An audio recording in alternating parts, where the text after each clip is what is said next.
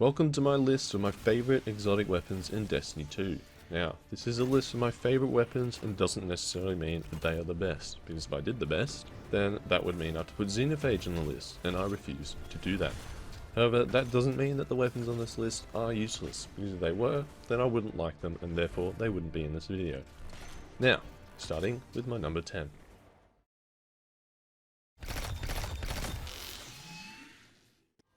Outbreak Perfected. I'll get straight to it. The reason why I like Outbreak so much is because it is a primary weapon that has the potential to defeat a raid boss. As most of us know, primary weapons in this game, well, they're not very good. The main use is for taking out the red health bar enemies. Anything higher than that and you'll see me pulling out my heavy or my special, but with Outbreak there's really no need. Because essentially the way the gun works is the more you shoot someone, the more damage you'll do. So if you're in a raid and all 6 people have Outbreak, you can pretty easily kill a raid boss. And a primary weapon that can do that, well, that's why it's my number 10.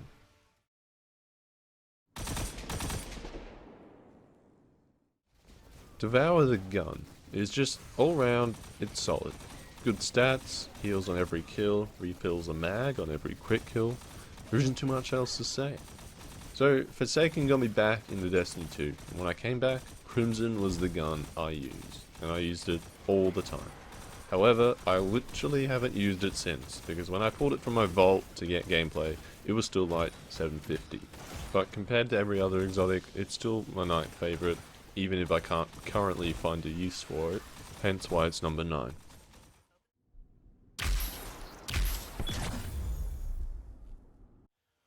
Borealis has been one of my favourite snipers for a long time. It used to always be my go-to when it came to match game activities.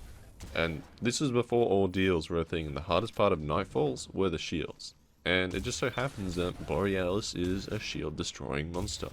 Even today, it's definitely viable in high level ordeals. I just don't really use it because it lacks a way to stun champions. But who knows, anti-champion sniper armor mods in the future?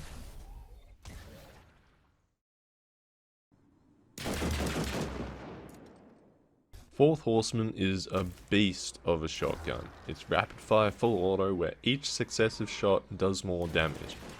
I love this gun because I just love the idea of going up to the enemy, sticking this in their face and just unleashing all that damage in less than a second. It's so much damage that even the game can't figure out what is going on.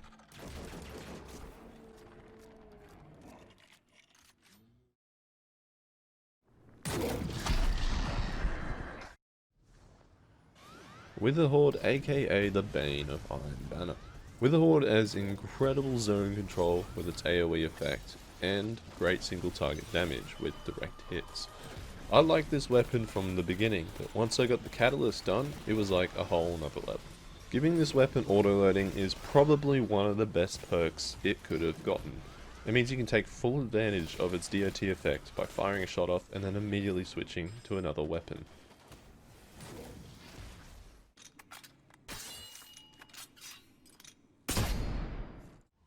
Even after the nerfs, Izanagi's Burden continues to impress me with its insane amount of instantaneous burst damage. This weapon is a very solid pick for just about any activity, especially where it currently shines in Master and Grandmaster ordeals. But this isn't the only reason I like it. I also like it because, well, it's an interesting gun to use. You'll find yourself thinking, do I preload a ×4 shot in preparation for the next boss, or will I need to use the gun before then? In which case I won't preload and I'll save the ammunition. As well as reload cancelling, it's just stuff like that that makes the game a little bit more interesting to play.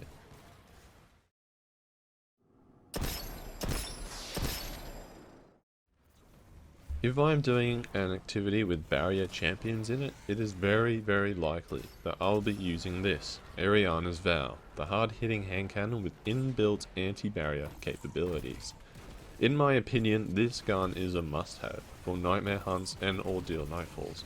Just good luck getting that catalyst done, because it took me literally 3 seasons to do.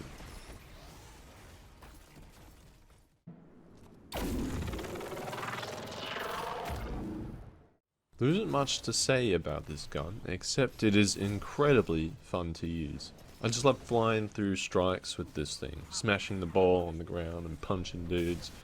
But it's not just fun to use, it's also quite good. Holding the orb gives you the ability to create this aura that damages enemies while healing you and blocking shots for you and your team. That's pretty insane.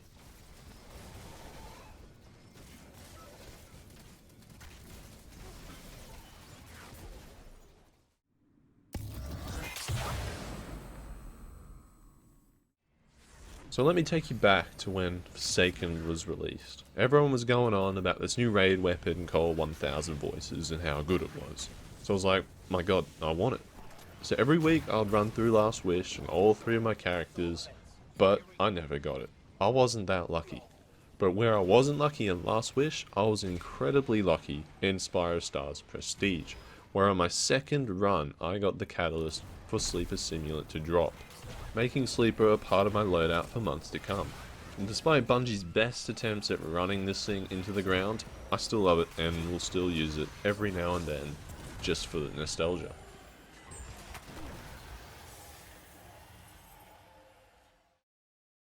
Okay, before we get to number 1, I just have a couple of quick shoutouts / honorable mentions. First is Tractor Cannon. I like Tractor, but there's just one thing that ruins it for me, and it's this buff, and the fact that it doesn't refresh while it's active. So basically the buff makes you move faster every time you shoot someone, but if you have 1 second left on the buff and then shoot someone, you'll start walking slow. And I just find that annoying, especially when you're expecting to move quickly and you're not. The second shout out is Worldline Zero. I had to put this somewhere, just out of respect for what this thing used to be. I'll never forget sailing across the EAZ at the speed of sound, or looking for any sort of ledge in the map terrain to just send myself flying to the other side of the world. Rest in peace, Worldline Skating.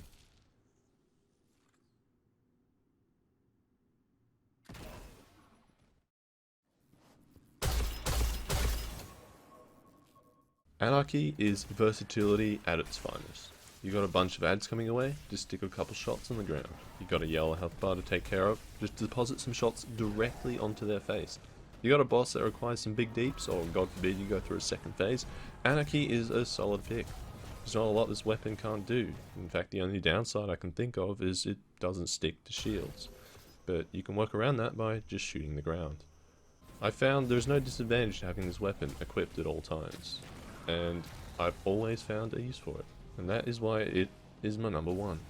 So that's my list of my top 10 exotic weapons. Thank you so much for watching. Please leave a like and all that stuff. Let me know what your favorite exotics are, and I'll see you next time.